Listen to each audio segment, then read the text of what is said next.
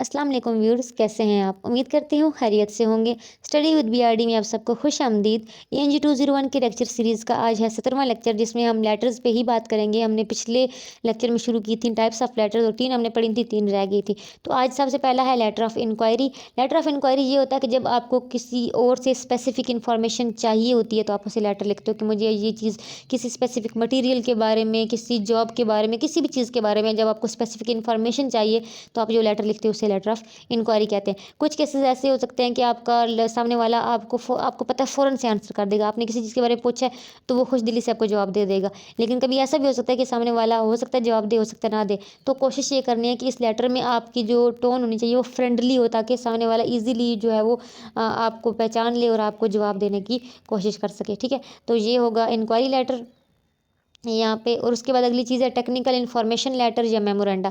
ठीक है? तो मेमोरेंडम के बारे में हमने पहले ही पढ़ा है कि मेमो क्या होता है, जो इंटरनल जो है वो कम्युनिकेशन के लिए यूज़ होता है ऑर्गेनाइजेशन के अंदर। तो टेक्निकल इन्फॉर्मेशन लेटर भी जो है वो मेमोरेंडम की तरह ही होता है। इसमें भी किसी भी चीज़ के बारे में टेक्निकल इन्फॉर्मेशन दी गई होती है, लेकिन ये क्या है, बाहर दी जाए। अगर ये इन्फॉर्मेशन अंदर दी जा रही है तो मेमो यूज़ होगा, और अगर बाहर दी जा रही है तो लेटर वाला फॉर्मेट यूज़ करके उसे हम यूज़ करेंगे। और इसमें टेक्निकल इन्फॉर्मेशन लेटर में होता क्या है कि कोई भी नई टेक्निकल चीज़ आई अगर ऑर्गेनाइजेशन में तो उसकी इन्फॉर्मेशन होगी। कोई प्रॉब्लम हुई है तो उसका सोल्यूशन अगर है तो वो होगा। कोई न्यू फीचर अगर उसका जो है वो लॉन्च किया गया तो उसकी इन्फॉर्मेशन होगी। तो ये सारी इन्फॉर्मेशन के लिए जो लेटर लिखा जाता है वो टेक्निकल इन्फॉर्मेशन लेटर होगा। ठीक है? अगर ऑर्गेनाइजेशन के अंदर डिस्ट्रीब्यूट किया जा रहा है तो वो मेमो वाले फॉर्मेट में होगा, और अगर बाहर दिया जा रहा है तो फिर वो क्या है, लेटर के फॉर्मेट में होगा। अगली चीज़ क्या है, अगला है हमारे रेफरेंस या रिकमेंडेशन के लेटर। तो रिकमेंडेशन लेटर वो होता है कि जब आप किसी और कैंडिडेट को सपोर्ट कर रहे हो कि मतलब इसे जॉब के लिए रख लिया जाए या ये इस जॉब के काबिल है, तो वो है लेटर ऑफ रिकमेंडेशन।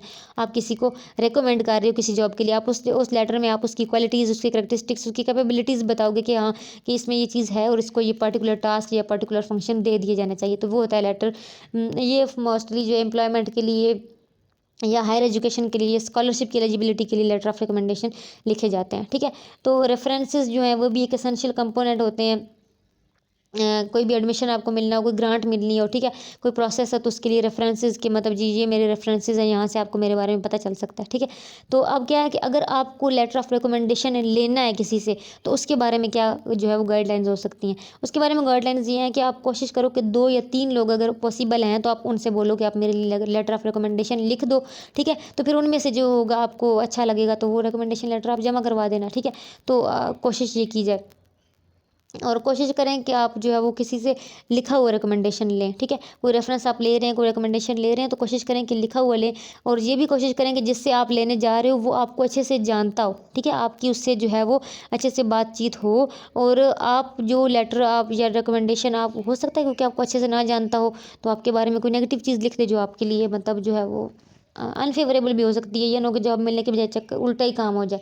ठीक है? और ये अगर वो कोई बंदा दूर है और ऐसा आपको ट्रस्ट है कि वो अच्छी बात करेगा आपके बारे में, तो आप फ़ोन पे भी रिकमेंडेशन करवा सकते हो उससे। ठीक है? और अगर आपको रिकमेंडेशन देनी है किसी की, आपने लिखना है लेटर ऑफ रिकमेंडेशन, तो उसकी गाइडेंस क्या हो सकती है कि आप जो है वो रिकमेंडेशन तभी लिखो जब आपको जितनी इन्फॉर्मेशन अगले बारे के बंदे के बारे में पता है। ठीक है? और अगर आपको ये है कि मतलब मेरे इसके बारे में व्यूज़ ऐसे हैं कि मैं वाक़ई इसको रिकमेंड करना चाहिए, तो तभी आप लिखो। अगर आपको लगता है कि ये बंदा एबल नहीं है तो आप ना लिखो। ठीक है? ज़रूरी नहीं है कि आप वही इन्फॉर्मेशन दो जो ज़रूरत है। ठीक है? और आप इसकी ये भी गाइडलाइंस है कि कम से कम आप जो है वो 3 हफ्ते पहले जो है वो इसकी मटेरियल जो है उसके लिए कम से कम बोल दो अगले बंदे को, ताकि मतलब उसको पता हो कि मैंने जो है वो एक चीज़ करना है। हो सकता है लास्ट मिनट में आप ना कर सको वो काम।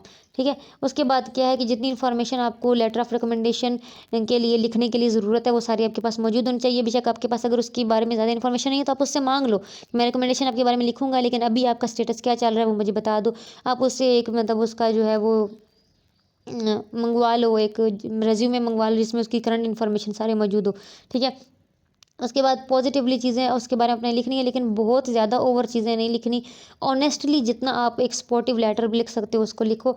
आप उस चीज़ को उस बंदे को रिकमेंड करो, उसके बारे में जितनी इन्फॉर्मेशन उसके बारे में रिव्यू आप इकट्ठा कर सकते हो वो करो, और उसके बारे में जो है वो आप लिखो। और इंपॉर्टेंट चीज़ कि मोस्टली जो है वो रिकमेंडेशन लेटर 3 या 4 पैराग्राफ का होता है, 1 पेज से ज़्यादा नहीं होना चाहिए। ये था हमारा आज का लेक्चर। आई होप आपको समझ में आ गया होगा। तो आज हमारी जो लेटर की टाइप्स हैं वो कंप्लीट हो चुकी हैं। कोई कन्फ्यूजन हो आप कमेंट बॉक्स में पूछ सकते हैं। वीडियो अच्छी लगी तो लाइक करें, शेयर करें, चैनल को मस्ट सब्सक्राइब करें। वो स्टूडेंट्स जो मेरे लेक्चर्स फॉलो कर रहे हैं अभी तक चैनल को सब्सक्राइब नहीं किया तो काइंडली सब्सक्राइब कर दें, और कमेंट ज़रूर किया करें। आपके जो कमेंट्स होते हैं, आपकी जो सब्सक्रिप्शन होती है, इससे हमें जो है वो एक बूस्टर शॉट मिलता है, हमें पता चलता रहता है, रिव्यू मिलता रहता है कि हमें मतलब क्या चीज़ इंप्रूव करनी है, या मुझे लेक्चर मज़ीद इसी तरीके से बनाने हैं, या कोई चीज़ चेंज करने की ज़रूरत है। दुआ में याद रखिएगा। अगली वीडियो तक के लिए अल्लाह हाफ़िज़।